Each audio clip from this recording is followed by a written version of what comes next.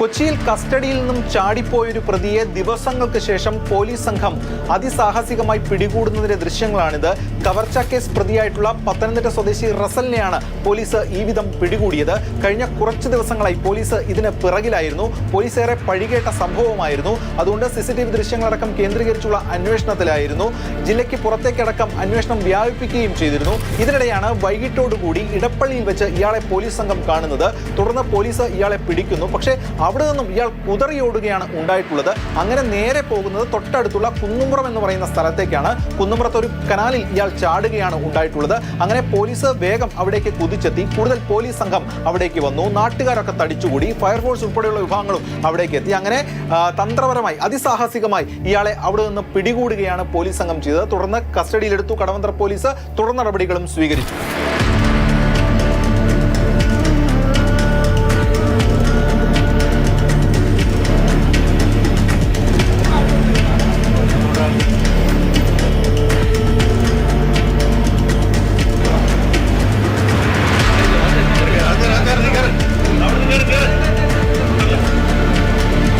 കവർച്ചാ കേസുമായി ബന്ധപ്പെട്ടുകൊണ്ട് കഴിഞ്ഞ ശനിയാഴ്ചയാണ് പോലീസ് സംഘം ആലപ്പുഴ സ്വദേശി സൂരജിനെയും അതോടൊപ്പം പത്തനംതിട്ട സ്വദേശി റസലിനെയും പിടികൂടുന്നത്.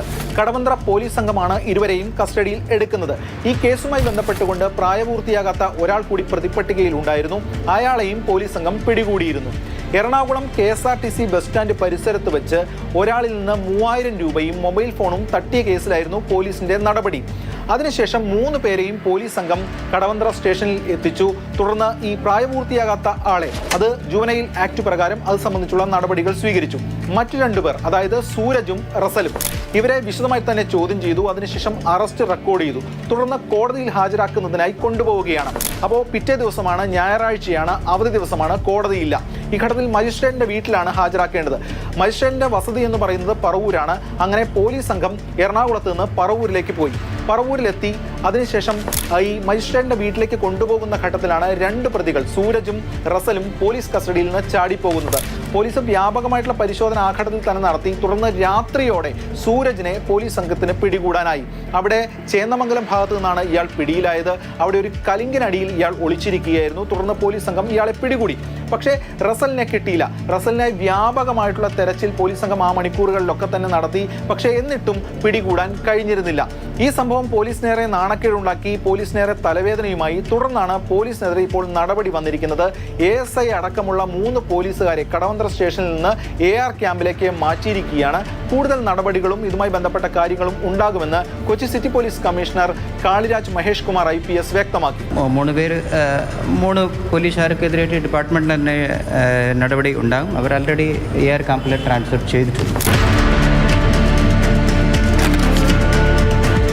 സൂരജിനും റസലിനുമെതിരെ മുൻപും പല കേസുകളുമുണ്ട് എന്നതാണ് പോലീസ് സംഘം വ്യക്തമാക്കുന്നത്. അതിൽ കവർച്ചയടക്കമുള്ള കേസുകളുണ്ട്. അതിൽ ക്രിമിനൽ പശ്ചാത്തലം കൂടുതൽ ഉള്ളത് ഈ പറയുന്ന റസലിനെതിരെയാണ് എന്നതാണ് പോലീസ് സംഘം വ്യക്തമാക്കുന്നത്. മുക്കുപണ്ടം പണയം വെച്ച് തട്ടിപ്പ് നടത്തുക, കവർച്ച ഉൾപ്പെടെയുള്ള വിവിധ കേസുകളിൽ പ്രതിയാണ് റസൽ. ഇതിൽ ഈ റസലിന്റെ മോഡസ് ഓഫ് ഓപ്പറാൻഡി എങ്ങനെയാണെന്ന് പോലീസ് സംഘം വിശദീകരിക്കുന്നുണ്ട്. അതായത് ഈ ഗേ ആപ്പുകളിലടക്കം കയറി ഇയാൾ ചാറ്റ് ചെയ്യും. അങ്ങനെ പലരുമായി ബന്ധം സ്ഥാപിക്കും, അവരുമായി കൂടുതൽ എടുക്കും. അതിനുശേഷം അവരുടെ കയ്യിലുള്ള വസ്തുക്കൾ സംബന്ധിച്ചുള്ള കാര്യങ്ങളിൽ ഒരു പരിശോധന ഇയാൾ നടത്തും ചാറ്റിലൂടെ. അങ്ങനെ അവർക്ക് മൊബൈൽ ഫോൺ ഉണ്ടെങ്കിൽ അതിൻ്റെ ഫീച്ചറുകൾ, മറ്റു കാര്യങ്ങൾ ഇതുൾപ്പെടെയുള്ളവ ആരായും. അങ്ങനെ അവർ പങ്കുവയ്ക്കുമ്പോൾ ആ വിശദാംശങ്ങളൊക്കെ തന്നെ ഇയാൾ ശേഖരിക്കും. ഇതോടൊപ്പം ഇവരുടെ സ്ഥലവും അടക്കം പരിശോധിക്കും. അങ്ങനെ സ്ഥലവും അടക്കം കണ്ടെത്തിയ ശേഷം നേരിൽ കാണാം, പരിചയപ്പെടാം എന്നൊക്കെ പറയും. അങ്ങനെ പലരെയും വിളിച്ചു വരുത്തും.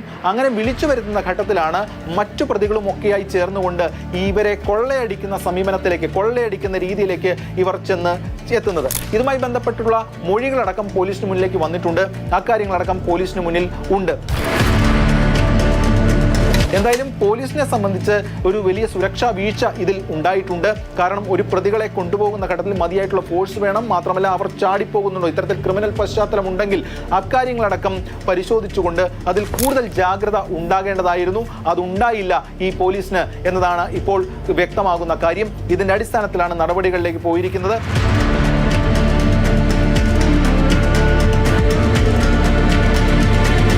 എസ് രാഗിൻ, മാതൃഭൂമി ന്യൂസ്, കൊച്ചി.